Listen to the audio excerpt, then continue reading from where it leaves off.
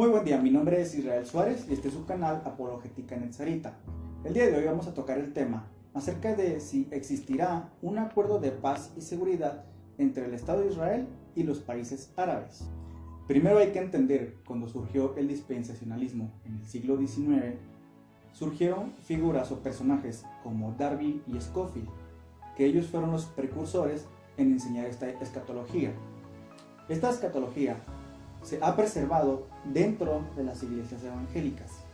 Seguramente en tu iglesia te han enseñado que actualmente vivimos en una época de los gentiles y que después existirá un suceso que marque la historia en donde una persona firmará un acuerdo de paz y seguridad entre el Estado de Israel y países árabes, y que esa persona que sea intermediaria va a ser el anticristo.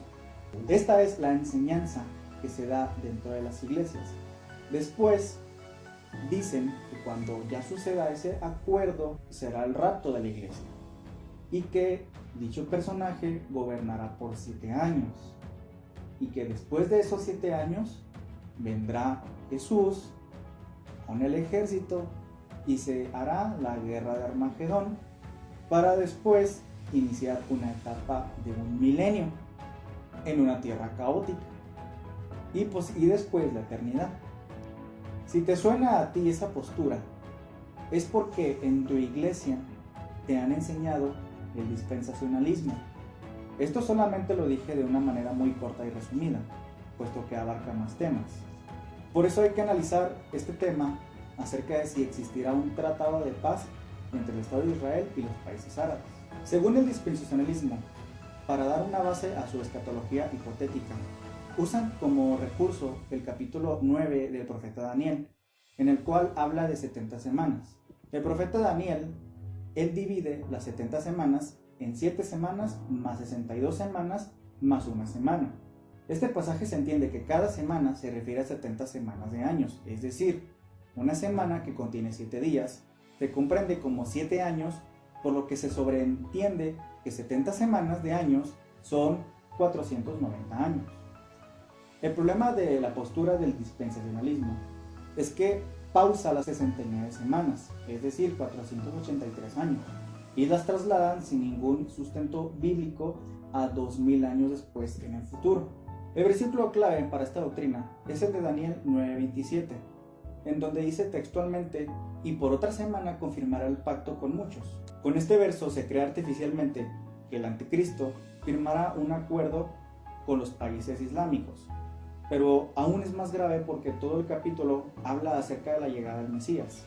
¿Por qué aplicar solo un verso que quien hace un pacto con muchos es el antimesías? Y más aún, ¿dónde dice que el Estado de Israel y los países islámicos harán un pacto? Como mencionaba mi compañero Israel, el problema del dispensacionalismo es cómo dividen las semanas, pero en realidad las 70 semanas de Daniel se resuelven muy fácilmente.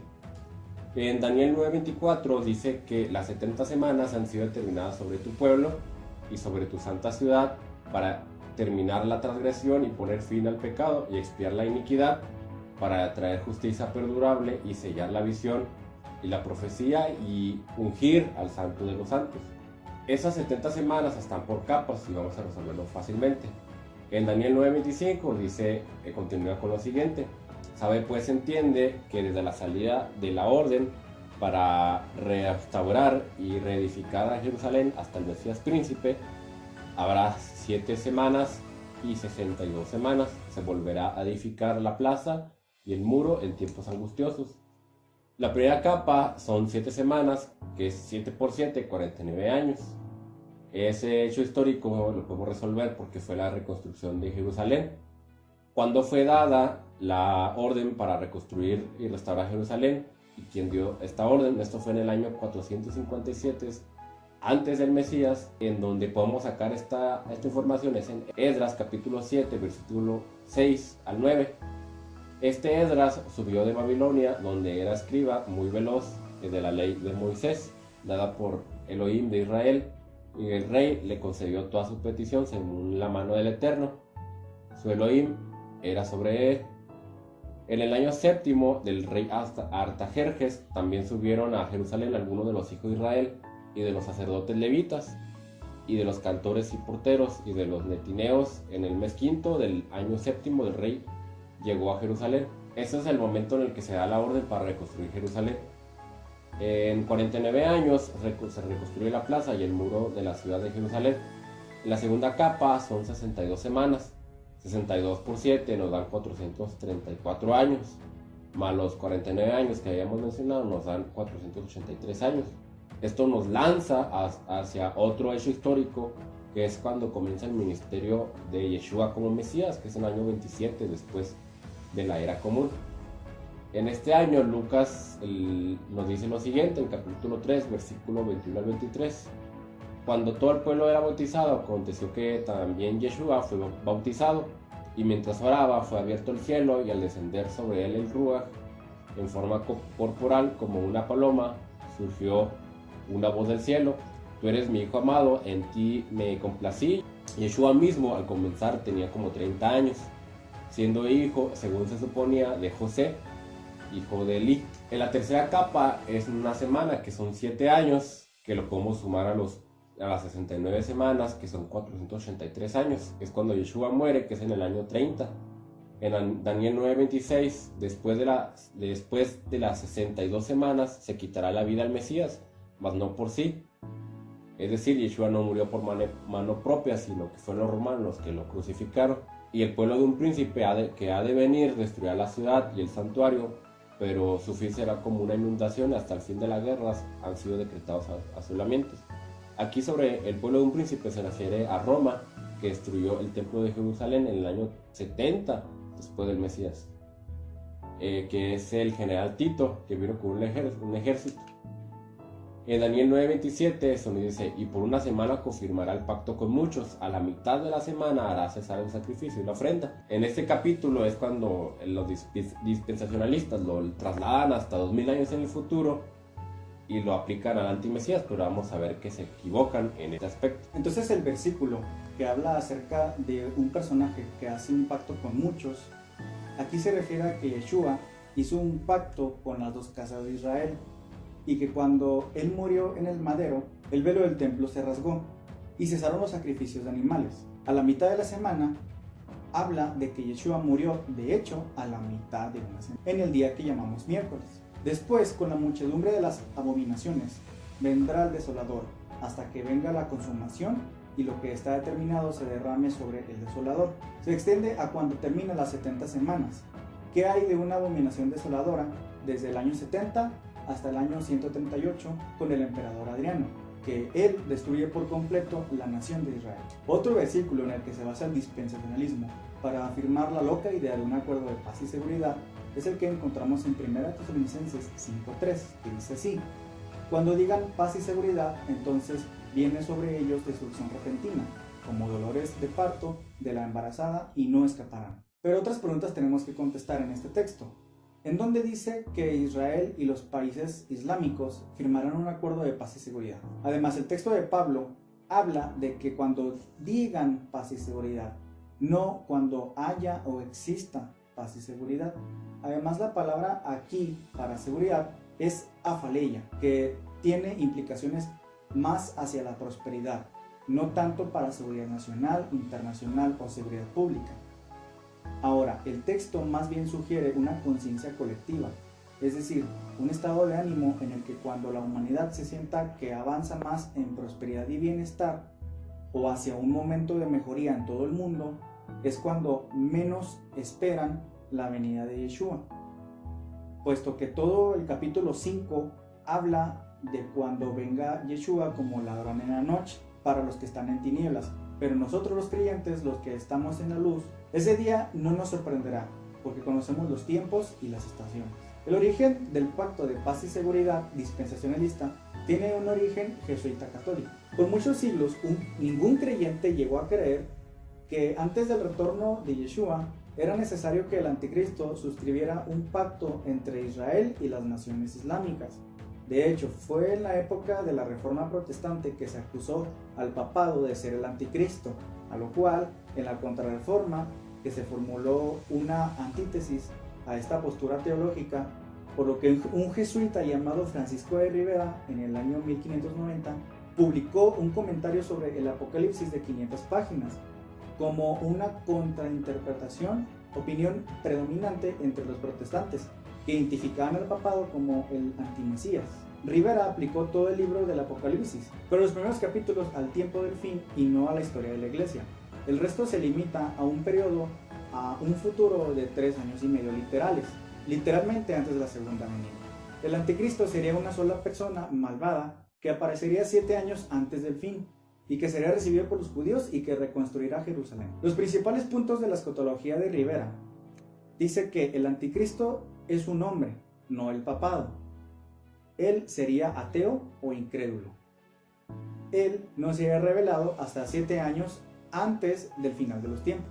Él se sentaría en un reconstruido templo de Jerusalén y haría un pacto con judíos.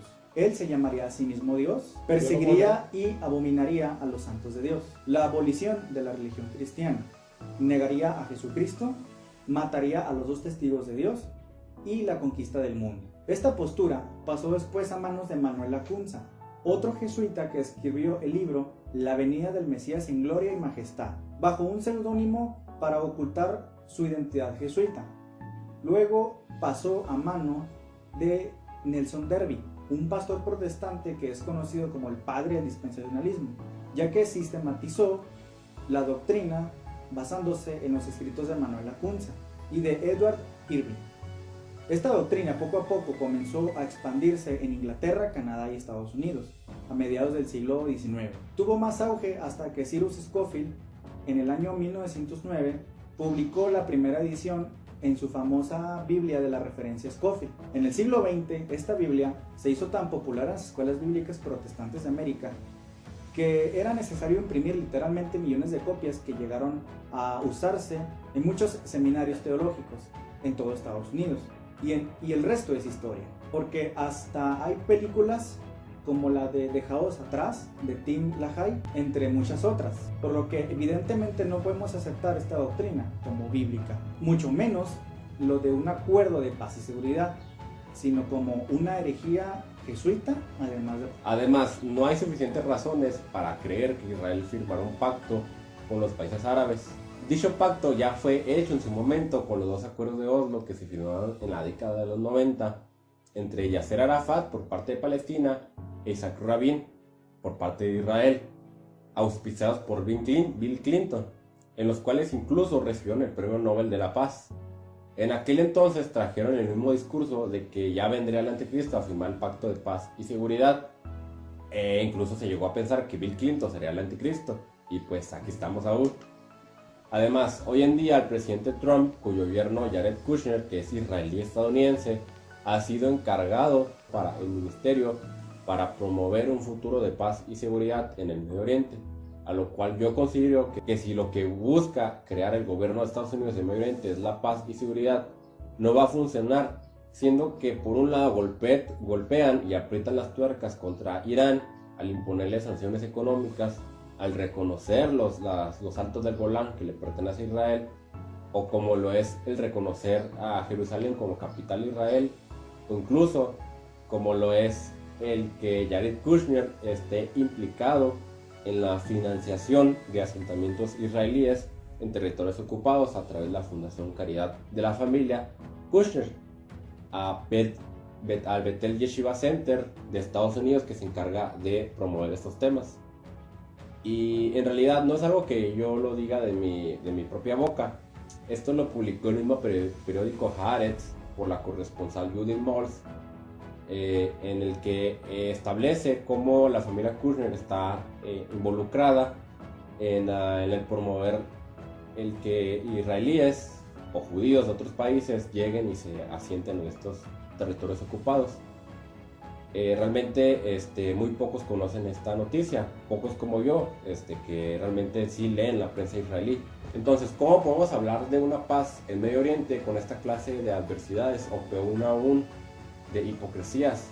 De hecho, el exdirector de esta organización, Bethel Yeshiva, fue David Friedman, quien hoy en día es el embajador de Estados Unidos en Israel. Entonces, no podemos hablar de una paz y seguridad para Medio Oriente con esta clase de personeros que al contrario la obstaculizan y que se ve a leguas que Netanyahu, de ganar las elecciones, poco cederá de su territorio para Palestina y mucho menos para Siria. Pero en los próximos videos estaremos hablando más de estos temas. Lo que sí podemos concluir es que la teología dispensacionalista espera un futuro acuerdo, tratado o pacto de paz y seguridad en Israel en armonía con los países islámicos no se sostiene con base bíblica, ya que ni siquiera es una doctrina que creyeran los primeros creyentes en Yeshua. Es una doctrina muy nueva, demasiado tardía y demasiado fantasiosa, ni mucho menos se atiene con la realidad geopolítica actual. Habrá elecciones en el Estado de Israel. Actualmente hay 15 partidos políticos sionistas que están peleando el cargo de primer ministro. Entonces, algunas personas consideran que Benjamín Netanyahu puede que gane o no, a pesar de que tiene muchas investigaciones por actos de corrupción. Entonces, hay que estar muy al pendiente cómo van a terminar dichas elecciones. También se dice que cuando terminen las elecciones aparecerá Jared Kushner y va a firmar un supuesto tratado de paz y seguridad entre los países árabes y el Estado de Israel. Pero ¿realmente sucederá eso? Porque muchas personas ya consideran que Jared Kushner va a ser el anticristo, así como en años pasados han dicho que Vladimir Putin iba a ser el anticristo. Hay que estar muy al pendientes cómo van a terminar esas elecciones.